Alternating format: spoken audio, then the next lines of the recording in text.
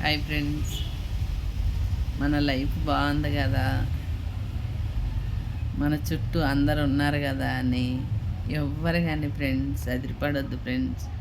ఎప్పుడు ఆ బంధాలు ఉండవు, ఎప్పుడు ఆ మనుషులు చుట్టూ ఉండరు ఫ్రెండ్స్. ఎందుకంటున్నానో తెలుసా?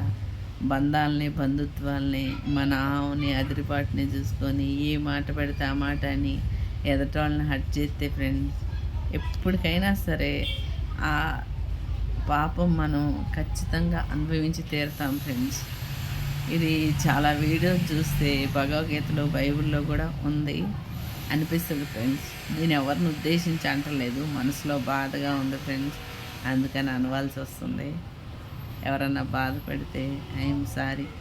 అందుకే ఫ్రెండ్స్, ఎవరి మీద అన్యాయంగా నిందలు వేయొద్దు ఫ్రెండ్స్, ప్లీజ్.